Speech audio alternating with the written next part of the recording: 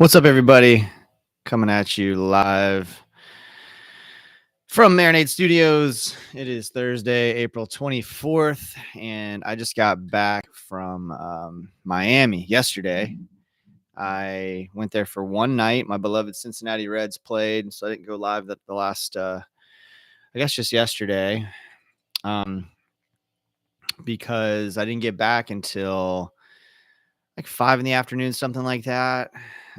6, I guess. I got back about 6 o'clock. I took the Bright Line train. If you're ever in Orlando and you want to see Orlando and Miami, if you fly in with the family, you want to go catch a Marlins game, you could really theoretically, especially if it's a day game, you could get up, take the train down there. It's about 3 hours, see a baseball game, and then come back. I'm a fan of Miami. I feel like it gets a bad rap, and unfairly. I just think it's a cool town. There's a lot going on. It's a multicultural city. It's a big city, but it doesn't feel like a big city. It feels, and most Florida cities are that way as well. Orlando's similar, pretty good sized city, but Tampa too. But it doesn't feel like you're in a city. There's something to be said for both. I like New York and I like Chicago and LA. Not knocking those environments, but it's just a very different vibe. And I like Miami. Right there on the water, it's beautiful. There's this guy walking with me. I just walked down to the bay because I had time to kill before the train left.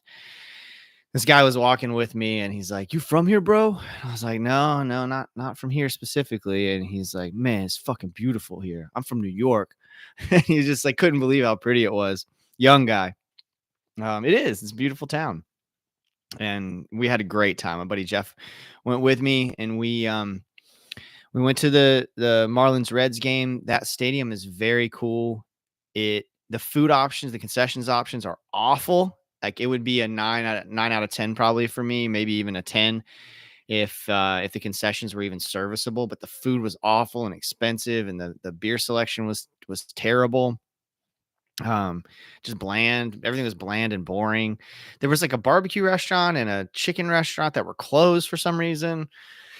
I don't know. No local flair to it. It didn't feel, I like when like San Francisco does a really good job of this, where there's like local food vendors and creative things that you can order. Just pretty frustrating, really. That part of it, but the rest of the experience was great. Getting in was easy. Everybody was friendly. They have lockers outside, so we came straight from the train to the game. And if you buy a certain ticket, you can actually take a free shuttle from the train to the game. We didn't know that exactly, so we had to take an Uber, which was fine. It was or a Lyft. It was like $8, no big deal. And then getting out, we took an Uber back to our hotel, and that was easy too. Um, so like getting in and out was easy. Beautiful stadium. It's 10 or 12 years old, I guess now at this point, probably 12 years old, something like that, maybe 13. Really, really cool stadium. Kind of future feeling, wide concourses, with taxes and fees and everything. It was like $40 to sit 11 rows up on not in the club section, but 11 rows up in the first section on the first base side, which was where the Reds dugout was located. Awesome. Reds lost, unfortunately, but we had a good time. And then we're old men, so we didn't stay out too late. We went out to a late night bar and just had some bar food and one more drink, and then we were ready to go to sleep. Like it was like midnight, which is pretty late for both of us, and especially for me. He actually works in a bar. My buddy Jeff does, but midnight is really late for me. It's very rare that I'm up that late. So anyway, I came back yesterday, which was great. I took the train back. I took the tram, the monorail to the train, then took the Bright Line train back to Orlando. And at the airport, I caught the bus. It's not an express bus, but it's like, I mean, I was home in no time. I took like 30 minutes to get from the airport here, which is not much longer than it would take for me to catch a very expensive Uber. Ubers were like $70 and my bus fare was $250.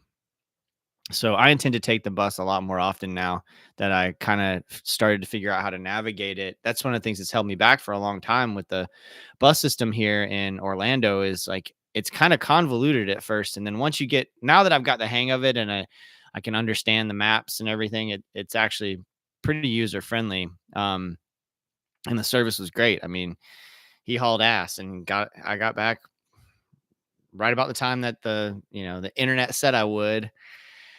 And then I was beat. I intended to cook last night. That did not happen. I just went to my local hang and had some wings and watched the Magic lose, and all my teams are losing, but which is par for the course for me. Um, but then today I let myself sleep in. I know I've been sleeping in. It seems like I'm a broken record, sleeping in a little bit every day, but today was different. I slept until 11 o'clock, almost 10. Yeah, it was about 11 o'clock. So I've only been up long enough to go for a walk and make a smoothie and some coffee because I was just beat. I mean, that trip was awesome, but it just took it out of me. So now I'm back to the routine. I get my dogs tomorrow. I'm probably going to end up kind of working through the weekend because I just have so much to do. Today, I'm going to sit down with Matt Anderson, who has a beautiful new record coming out. Is it tomorrow? I believe it comes out tomorrow. I'm going to double check that, but it's coming out soon. I should know that. So I'm going to go ahead and check this real quick. Matt Anderson. The Hammer and Rose is the name of the record. Yeah, comes out tomorrow. Okay. I might end up moving his episode up as a result. Yeah, I might do that because I recorded with Scott Sherrard of Little Feet. That conversation was awesome earlier this week. And that was going to be the next episode. I'm going to release Steve Holtz today. I've been waiting to hear back from his people. I'm going to go ahead and just release it. And then if they need me to change anything, I'll change it, which sometimes happens. Very rare, but I always try to make sure like everybody's cool with everything before I release. I never intended the marinade to be like a, clickbait, hot takey kind of thing. So I just don't do that. It probably holds me back. I know people love that stuff, but controversy is not that interesting to me. I'd much rather have harmony. I'd much rather just talk about what makes people tick and why they make stuff. But I know I'm in the minority on that. So I'm going to go ahead and release it. And then if there's any issues, I can always make those adjustments in the future. And then I'm going to record, with Pearl Rachinsky, and then tomorrow, Caitlin Cannon. So I should have 4 episodes in the can, plus the Steve Holtz episode that I'm going to release. That's a good place to be. And that's what happens when I'm fun employed. And I really hope that I'm able to ride this momentum to more Patreon patrons and more financial support for the show. I'm reaching out to some sponsors, working on that, hoping to make that happen. Because I think this is what I want to do. I mean, this is something that people connect with. It allows me to connect with other people. And, I taught social studies and English for 15 years. I may go back. I may have to. But I've got health coverage through the end of the summer, and I'm motivated to make things. So I'm going to try. We'll see. All right. I'm going to get to work. Until next time, go out and create something. Cheers, y'all.